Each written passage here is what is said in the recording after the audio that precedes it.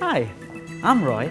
I'm here to present the Petronas procedures and guidelines for upstream activities, or in short, PPGUA.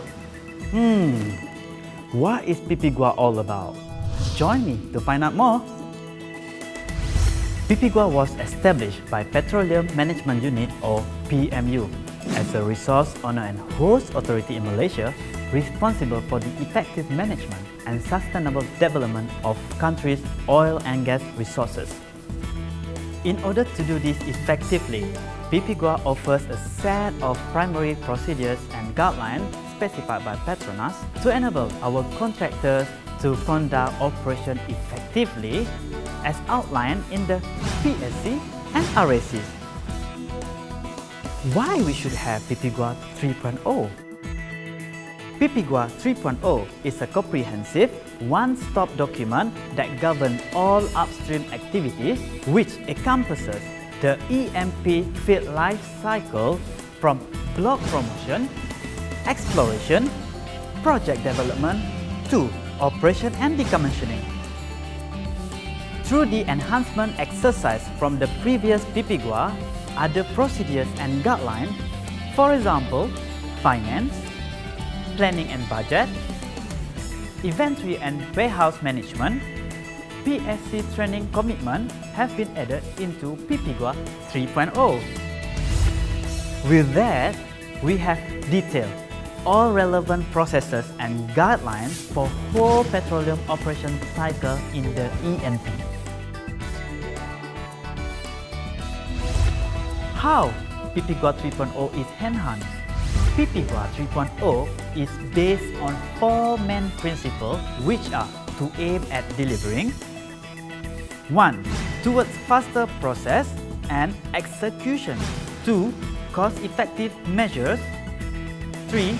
Up-to-date procedures, activities, technologies and best practices. 4. Less administrative and resources in managing PPGUA.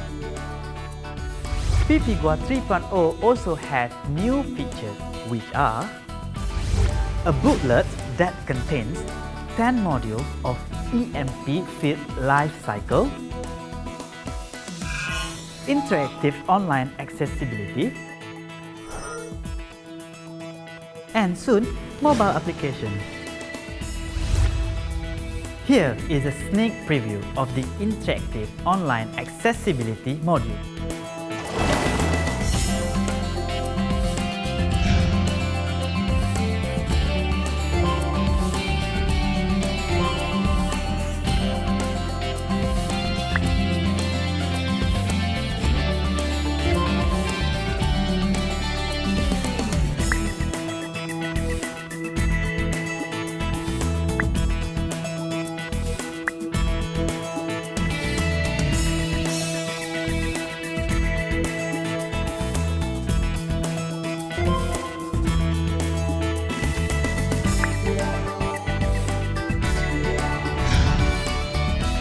What do you think?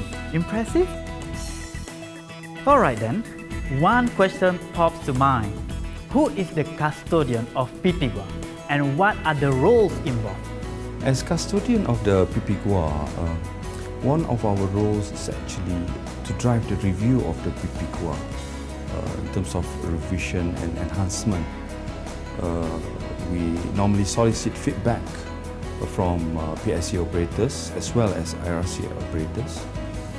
You see, all the PSC RSC have vast knowledge and experience in upstream oil and gas operations, so we should be able to benefit from the best practices that they have garnered along the years. So I think this is one very critical role that we have to play as custodian, and I trust that CMP or compliance department of PMU will be able to carry this role effectively.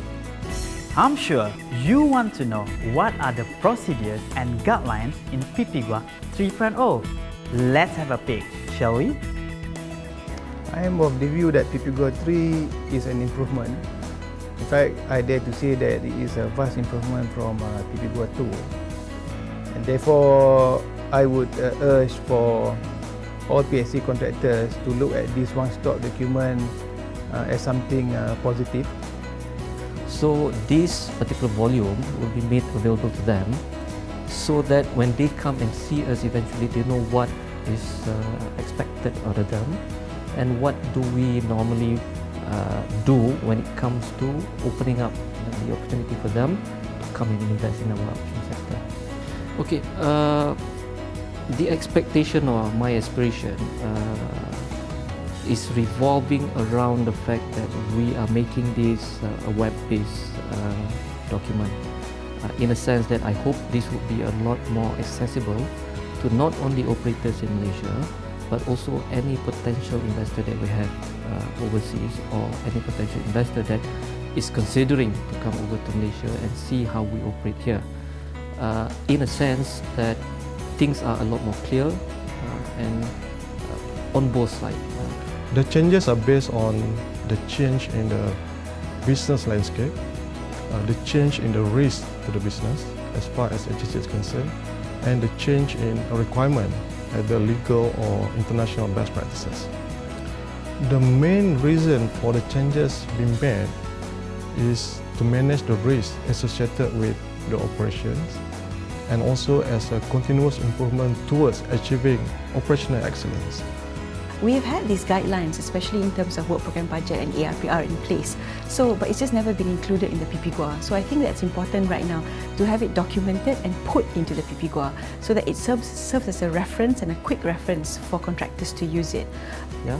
So during the years, we realized that there are certain things that we need to improve. Yeah? And there are certain things that we need to clarify, judging from our experience dealing with the international companies.